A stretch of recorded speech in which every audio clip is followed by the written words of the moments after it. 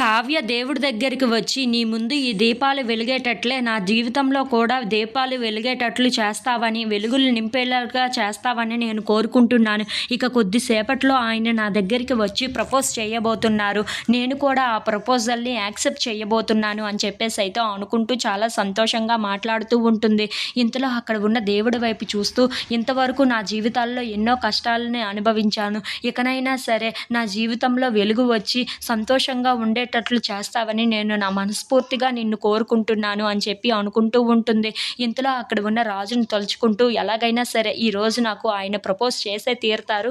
అలాగే నేను ఆ ప్రపోజల్ని యాక్సెప్ట్ చేసే తీరుతాను. మా జీవితాలు సంతోషంగా వెళ్ళేటట్లు చూడు. మరి ఇంకా ఏ ఒడిదుడుకులు లేకుండా అంతా సాఫీగా వెళ్ళేటట్లు చూడు స్వామి అని చెప్పేసి అయితే అనుకుంటూ ఆ దేవుడిని మొక్కుకుంటూ ఉంటుంది. ఇంతలో రాజు కారులో కావ్య దగ్గరికి బయలుదేరుతూ, ఈరోజు ఎలాగైనా సరే కళావతి గారిని ప్రపోజ్ చేసే తీరుతాను. కళావతి గారు నా ప్రపోజ్ ఎలాగైనా యాక్సెప్ట్ చేస్తారు అన్న నమ్మకం నాకైతే ఉంది. ఈరోజు ఎలాగైనా సరే కళావతి దగ్గరికి వెళ్ళి నేను ప్రపోజల్ చేసి నా ప్రపోజల్ని ముందు పెడితే ఆవిడ నన్ను యాక్సెప్ట్ చేస్తుంది అన్న నమ్మకం అయితే నాకు ఉంది అని చెప్పేసి అయితే అనుకుంటూ చాలా సంతోషంగా అయితే కావ్య దగ్గరకు బయలుదేరుతూ ఉంటాడు. ఇంతలో అక్కడ ఉన్న రాజు అయితే కావ్యను తలుచుకుంటూ చాలా సంతోషంగా అయితే కారులో బయలుదేరుతూ ఉంటాడు. అక్కడ ఉన్న కావ్య కూడా రాజు కోసం ఆలోచిస్తూ ఎప్పుడు వస్తారా ఎప్పుడు వస్తారా అని చెప్పేసి అయితే అనుకుంటూ తన కోసమే ఆలోచించుకుంటూ అలా ఉంటూ ఉంటుంది.